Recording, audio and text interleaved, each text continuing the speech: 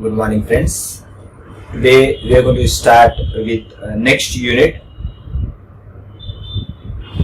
under Partnership Act 1932, that is a relationship of partners among themselves and with the outsiders. Together with that, we are also going to study about duties and rights of all the partners. On your screen you can refer that. This unit will cover mutual rights and duties of partners, different rights and duties of partners. Then a relation of partners with third parties, that means with the outsiders, with the customers, with the suppliers, with the bankers, with the lenders, financial institutions, their relationship.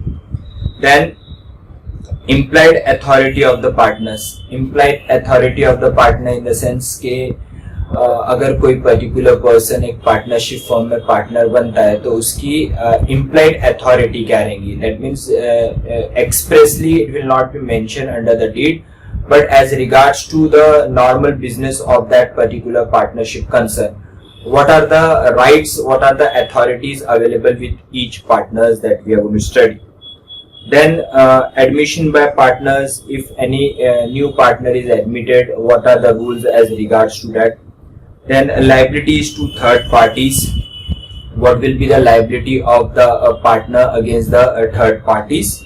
And last one is legal consequences of the partners coming in and going out, that is if a new partner is admitted, what are the outcome. Similarly, if any partner goes out from the partnership concern, that is on account of retirement, on account of death, on account of insolvency, on account of expulsion, what are the legal consequences that we are going to study under this particular unit. Just a moment. So let's start with the first part, that is rights of the partners. What are the rights of partners and what are the duties of the partners. So in today's lecture I am going to cover about duties of the partners and we'll try to understand. Now what they have given. Mutual rights and duties. On your screen you can refer that. Mutual rights and duties. Subject to the provision of this act, the mutual rights and duties of the partners of the firm may be determined by the contract between the partners. Will be determined by the contract between the partners. That means contract can be either express or can be either oral or can be in writing. So if the contract is either oral or in writing, it will be mentioned what are the rights and duties of all the partners that will be mentioned under that particular partnership deed. And such contract may be expressed or may be implied by the course of dealing. Certain rights and duties will be expressly given clause by clause under that particular partnership deed. के partners कौन से active रहेंगे, कौन से partners will be like sleeping partners और active partners है तो उनके राइट्स क्या क्या अवेलेबल है, तो it will be expressly mention. However implied rights and duties will be depending upon के वो कौन सा बिजनेस कर रहे हैं, उसके हिसाब से क्या राइट्स या क्या ड्यूटीज अवेलेबल करना है with the course of dealing. यानी रेगुलर ट्रेड में, ट्रेड कस्टम्स में जो भी rights and duties normally available रहते हैं वो मेंशन नहीं किए जाएंगे, लेकिन it is understood, it is implied that कि ये पर्टिकुलर बिजनेस अगर है तो ये राइट्स, ये ड्यूटीज ये पर्टिकुलर पार्टनर्स की रहेंगी. Such contract may be varied by consent of all the partners and such consent may be expressed or may be implied by the course of dealing. Such contract may be varied by the consent of all the partners. It can be changed. Those rights and duties are initially designed, लेकिन subsequently अगर rights and duties with the consent of all the partners अगर change करना है तो subsequently supplementary deed will be prepared and accordingly those rights and duties can be changed under that particular partnership deed. So this is as per section 11. Thus, except in cases where the Partnership Act makes a mandatory provision, the partners are entitled to agree to any terms and provide for their mutual rights and duties. Partnership act ने जो under the act जो भी provision design किए तो applicable होंगे ही होंगे, और उसके अलावा भी अगर किसी पार्टनर्स को कोई स्पेसिफिक राइट या स्पेसिफिक ड्यूटी अलॉट करना है and so far as it is within the framework of law, तो वो राइट्स एंड ड्यूटीज आप आपके पार्टनरशिप डीड में मेंशन कर सकते हो. तो ये है सेक्शन 11. तो first what we are going to study under this particular chapter is the duties of partners. Duties of partners, क्या क्या पार्टनर्स की ड्यूटीज रहेंगी. डिटेल में I have already given here. One by one I am going to cover all this and will try to understand कि ये क्या है बोल के. Fine. So, what are the duties of the partners? One by one, we are going to refer. First one, what they have given: duties of good faith.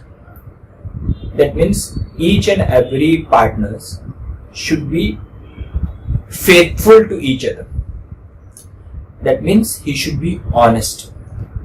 What is the crux of any partnership is कि partnership कब तक successfully चलेगी, जब तक partners एक दूसरे के साथ ट्रांसपेरेंट है. They should work faithfully in a good faith and they should be honest with each other. There should not be any kind of a hidden profit made by the partners. वो जो भी काम करेंगे उसमें transparency होना चाहिए और हर एक पार्टनर एक दूसरे के साथ ऑनेस्ट होना चाहिए. यानी कोई भी तरीके का हिडन प्रॉफिट नहीं होना चाहिए. अगर कोई पर्टिकुलर पार्टनर सपोज एक पार्टनर के ऊपर अथॉरिटी दी गई है और वो पर्टिकुलर पार्टनर अगर उस अथॉरिटी का मिसयूज कर रहा है उसके खुद के बेनिफिट के लिए, तो ये करेक्ट नहीं है. तो ये पार्टनरशिप कहीं ना कहीं जाके अनसक्सेसफुल रहेगा and that partnership will get dissolve. तो what is the crux, what is the most important duty is each and every partner should be transparent and honest with each other. Second one is of the greatest common advantage. Greatest की spelling यहाँ पे गलत mention है. Greatest common advantage.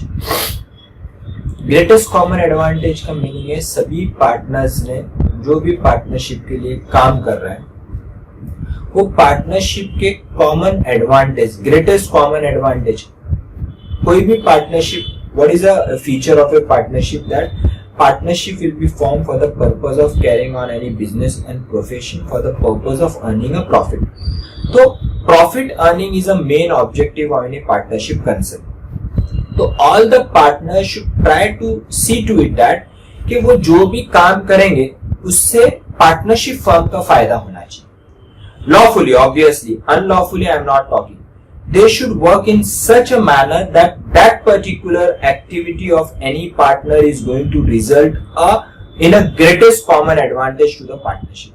तो जैसी partnership firm का फायदा होगा वैसी सभी पार्टनर्स का इनडायरेक्टली फायदा होगा. तो कोई भी पार्टनर ने पार्टनरशिप फर्म के नुकसान के लिए काम नहीं करना चाहिए. अब क्वेश्चन अराइज होगा कि why the partner is going to work के जिससे पार्टनरशिप फर्म का नुकसान हो.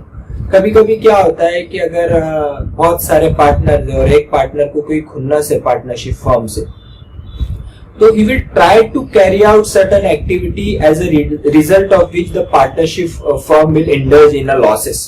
तो ऐसा नहीं होना चाहिए. तो सभी पार्टनर्स ने किस ऑब्जेक्टिव के लिए काम करना चाहिए ताकि उस पर्टिकुलर एक्टिविटी से वो जो भी काम कर रहा है उससे पार्टनरशिप फर्म का ज्यादा से ज्यादा फायदा हो, लॉफुली ज्यादा से ज्यादा फायदा हो. Next one, what is the duty to render true accounts. What is important is के there may be possibility that one of the partner may be looking financial activities, some of the partner may be looking after purchase, some of the partner may be looking after sales, and some of the partners may be sleeping partners. We have seen yesterday that there are different types of partners. There is a dormant partner or a sleeping partners in profit only. तो ऐसे कुछ लोग हैं जो आपके management में participate नहीं करेंगे, जैसे कि स्लीपिंग पार्टनर और dormant partner will not look after the day to day activity of the partnership concern. Similarly, a partners in profit only will only entitled to share the profit. He is not going to indulge in the management of the concern. तो इस circumstances में what is the duty of the person looking after the accounts, जो भी financial activities देख रहा है, जो भी पार्टनरशिप फर्म के अकाउंट्स देख रहा है, he should render a true accounts.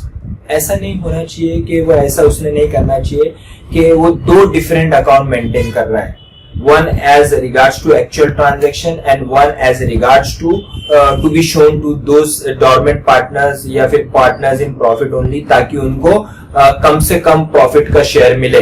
तो इसके वजह से वो दो डिफरेंट अकाउंट मेंटेन कर रहा है, तो ऐसा नहीं होना चाहिए. पार्टनर ने एक सिंगल अकाउंट मेंटेन करना चाहिए जो ट्रू अकाउंट्स होना चाहिए, और जब भी पार्टनर्स अकाउंट्स को वेरीफाई करना चाहते हैं तो ही शुड खुद होके he himself should show the true accounts to all the other partners, which should reflect the true profit of the partnership concern.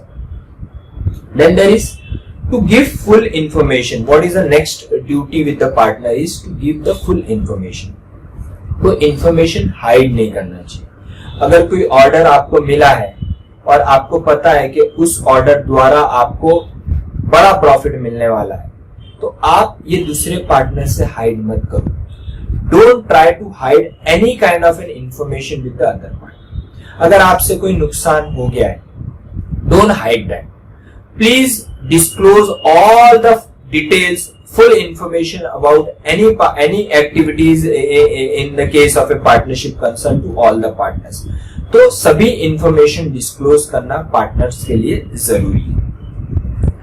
To indemnify the loss due to fraud.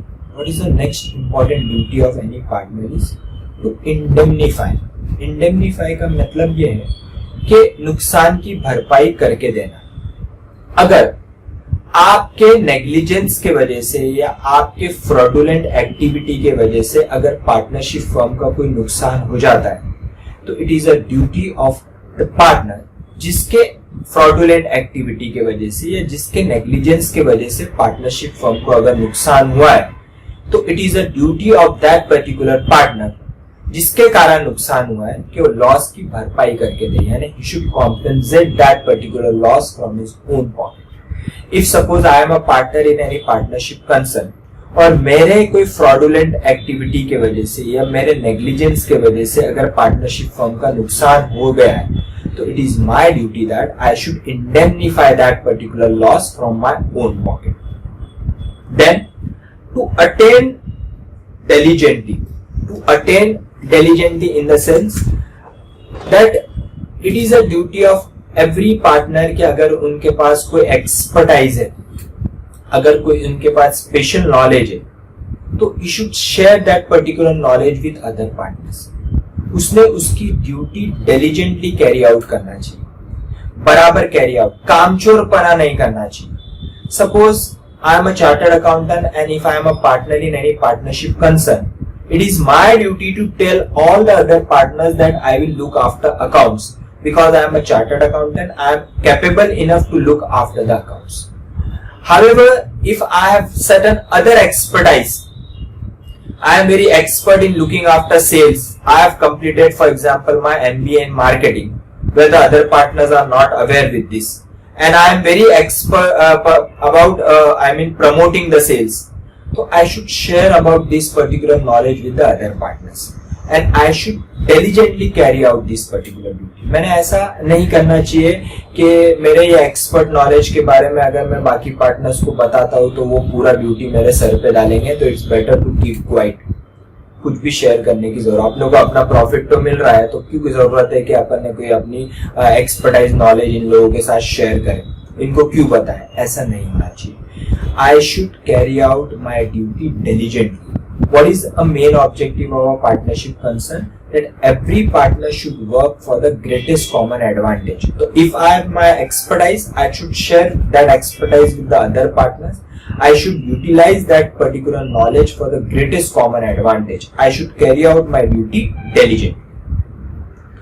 What is next important duty of the partner is to share losses.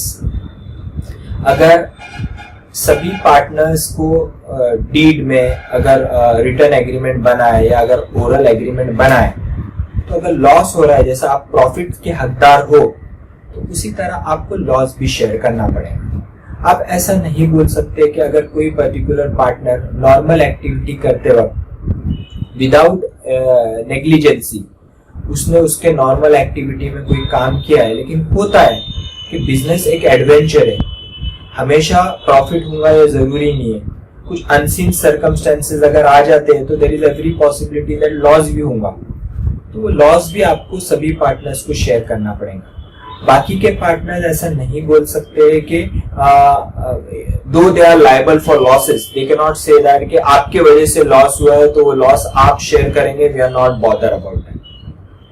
तो जैसे आप profit के हकदार बन रहे हो, वैसे loss की भी लायबिलिटी आपको आपके सर पे लेनी पड़ेगी। आप इंडिविजुअल पार्टनर्स को, जो नेग्लिजेंटली जिसने काम नहीं किया है, जो थरोली काम कर रहा है लेकिन हो गया लॉस, कुछ एक्टिविटीज में लॉसेस हो गए, कुछ गुड्स आपने परचेज किए थे at a higher rate but due to lockdown you have to sell it for a lower rate और उसमें लॉसेस हो गया, तो you can not held that individual partner responsible, you have to bear that losses. To account for personal profit, what is the most important rule is that no partner should try to make the personal profit by using the partner's assets, partnership asset.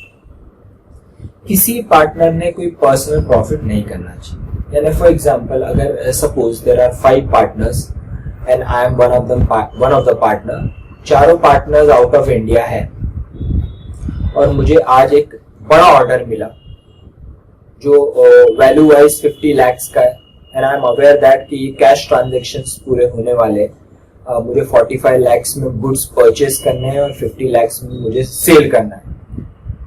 तो मैंने क्या सोचा कि instead of taking this particular order in a partnership, why shouldn't I carry out personally without taking that particular goods in a partnership name.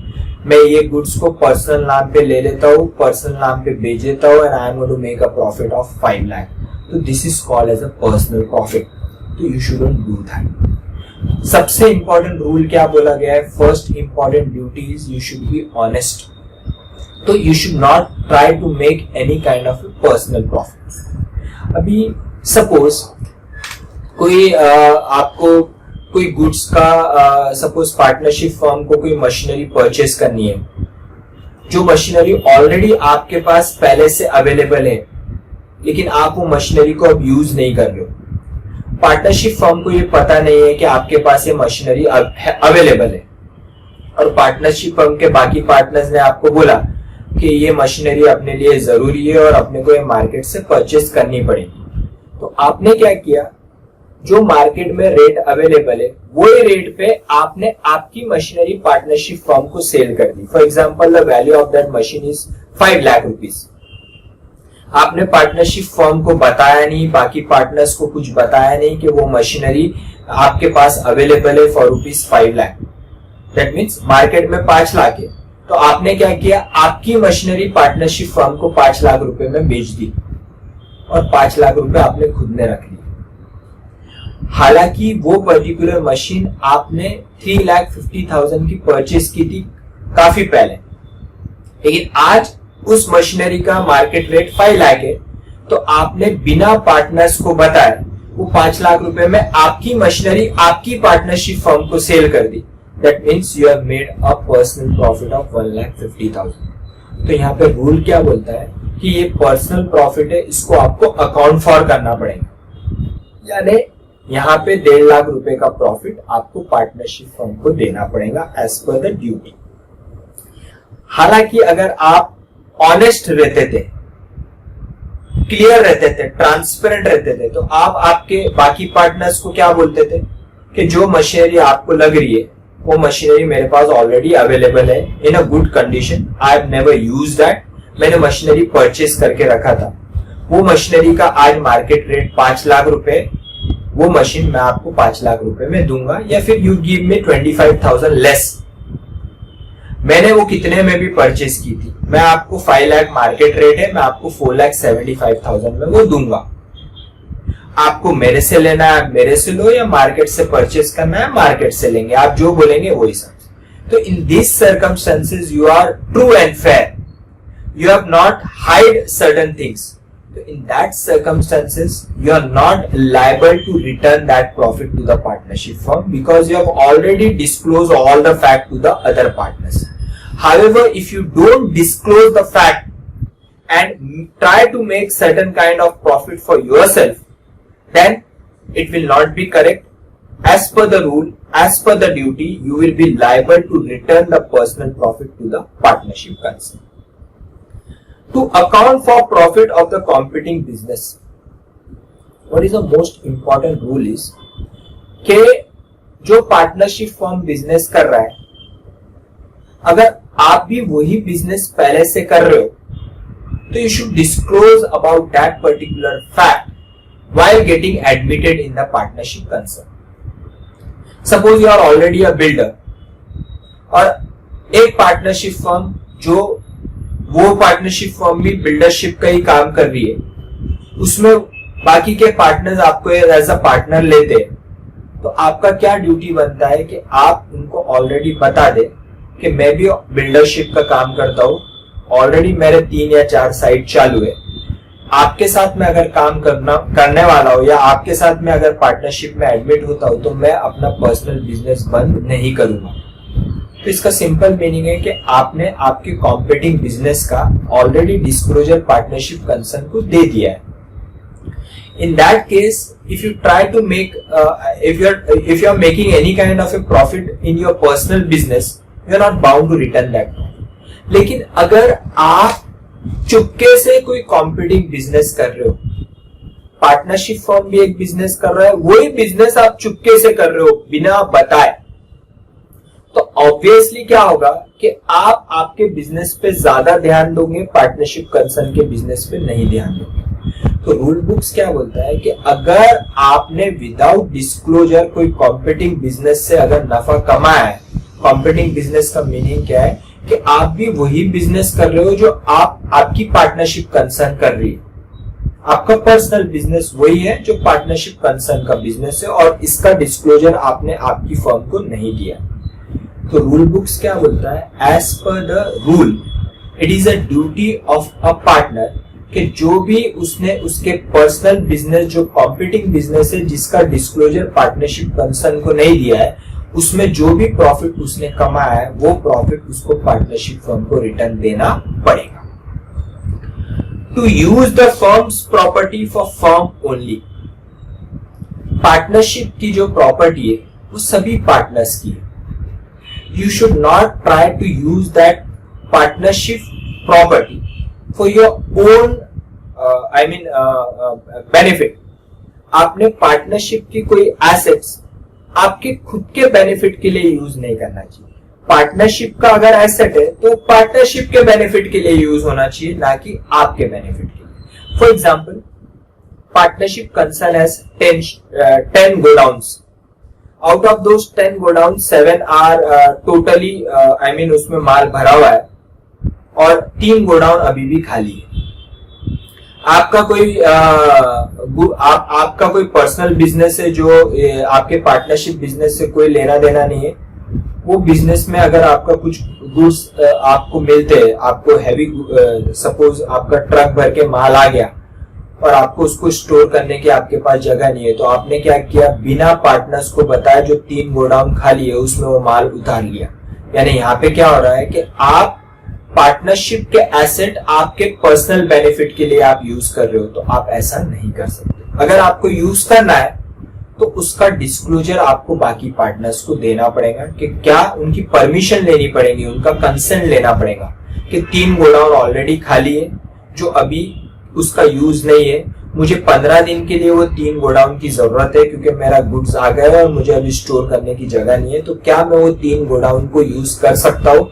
तो अगर आपने ऐसा permission consent बाकी पार्टनर्स का लिया है तो आप उस 3 गोडाउन को यूज कर सकते हो। अदरवाइज आप पार्टनरशिप के जो भी एसेट्स है, फर्नीचर है, व्हीकल्स है, मोटर कार है, या फिर जो भी एसेट्स है उसको पार्टनरशिप के बेनिफिट के लिए यूज होना चाहिए। कोई मोटर कार है तो पार्टनरशिप के बेनिफिट के लिए यूज होना चाहिए, ना कि आपके पर्सनल बेनिफिट के लिए। To act within authority, there are certain express authority, there are certain implied authority. Express authority means जो पार्टनरशिप डीड में जिसका मेंशन किया गया है, क्लॉज बाय क्लॉज बताया गया है कि कौन सा पार्टनर क्या काम करेगा। लेकिन there are certain authority which is called as an implied authority. That means जिसका मेंशन पार्टनरशिप डीड में नहीं किया है। It depends upon the type of the business कि आप ये टाइप का बिजनेस कर रहे हैं तो आपके पास ये अथॉरिटी है, तो उस अथॉरिटी का आपने मिसयूज नहीं करना चाहिए जो आपकी इम्प्लाइड अथॉरिटी है, या फिर जो भी अथॉरिटी आपको दी गई है उसका आपने मिसयूज नहीं करना चाहिए। आपको जितने राइट्स दिए गए वो राइट्स के दायरे में रह के, उस राइट्स के फ्रेमवर्क में रह के, उसके अंदर ही आपको काम करना है। आपको आपके अथॉरिटी को एक्सटेंड नहीं करना है। अगर करने की जरूरत पड़ी ड्यूरिंग इमरजेंसी, कुछ इमरजेंसी आ गई और आपको आपके अथॉरिटी के बाहर कदम रख के काम करना है, तो फिर you should obtain the permission of the partners. Otherwise that particular act will be called as ultra vires. Ultra vires यानी आपने आपके दायरे के बाहर जाके काम किया है। तो आपको जो अथॉरिटी दी गई है, it is a duty of the partners to work within that particular authority. जैसे कि अगर मैं पार्टनर हूं और मुझे सिर्फ परचेज के राइट्स दिए गए, मैं अकाउंट्स के मेरे पास कोई राइट्स नहीं है, मेरे पास सेल्स के राइट्स नहीं है, मेरे पास सिर्फ परचेज के राइट्स है, तो मेरा ड्यूटी क्या बनता है कि मैं सिर्फ परचेज देखूं और दूसरे जो चीज मेरा एरिया नहीं है, मेरा इलाका नहीं है, उसमें मैं अपनी टांग ना अड़ाऊं। सेल्स मेरा काम नहीं है, I should not look after sales. What is my work, what is authority given to me to look after only purchase. Similarly if I have been allotted an authority to look after sales, तो मेरा ये duty बनता है कि मैं सिर्फ sales के बारे में, जितना सेल में बढ़ा सकता हूँ लॉफुली उसके बारे में देखूं, ना कि दूसरे कैटेगरी के बारे में। तो यहाँ पे क्या बोला गया है, I should work within the authority. Last is not to transfer his rights and interests. No partner can transfer his right and interest without the consent of other party. जो भी मेरा पार्टनरशिप फॉर्म से interest मिल रहा है, interest in the sense I am not talking about I mean rate of interest, जैसा मुझे मेरे capital पे 12% मिल रहा है, I am not talking about that interest. I am talking about कि पार्टनरशिप कंसर्न से जो भी बेनिफिट मुझे मिल रहा है, वो बेनिफिट में थर्ड पार्टी किसी और को ट्रांसफर नहीं कर सकता हूं without the consent of the partners. अगर मुझे अपने राइट्स या अपना इंटरेस्ट जो पार्टनरशिप फॉर्म से मुझे मिलता है, वो किसी आउटसाइडर को अगर मुझे ट्रांसफर करना है, तो मुझे बाकी पार्टनर्स का यूनानिमस कंसेंट लेना पड़ेगा कि मैं ऐसा कर सकता हूं क्या। सपोज किसी आउटसाइडर्स को मुझे कुछ पर्सनल मेरा पैसा देना बाकी है, मुझे फॉर एग्जांपल किसी आउटसाइडर को 3 लाख रुपए देना बाकी है, मेरे पर्सनल लायबिलिटीज है, तो मैं चाहता हूं कि पार्टनरशिप फर्म से जो भी मुझे प्रॉफिट का शेयर मिल रहा है, या जो भी मुझे इंटरेस्ट का शेयर मिल रहा है, या जो भी मुझे सैलरी मिल रहा है, वो थर्ड पार्टी को डायरेक्टली चला जाए।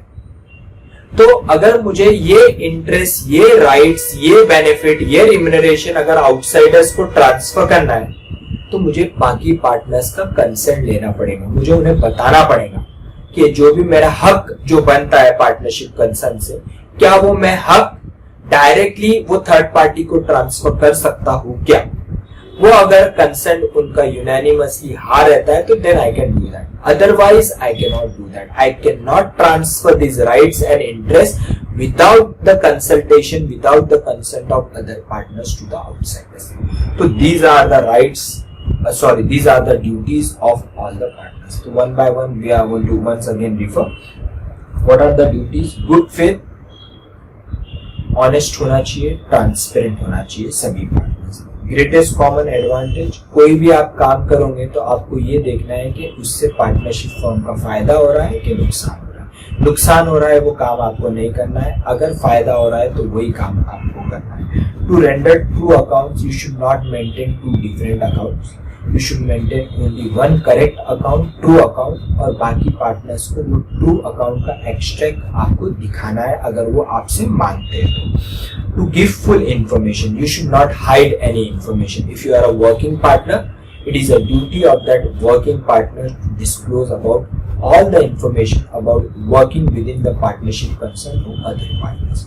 To indemnify loss due to fraud, अगर आपके negligence के वजह से या आपके fraud के वजह से अगर पार्टनरशिप कंसर्न को कोई लॉस हो जाता है तो ये आपका ड्यूटी बनता है कि वो आप लॉस की भरपाई करके दे पार्टनरशिप कंसर्न।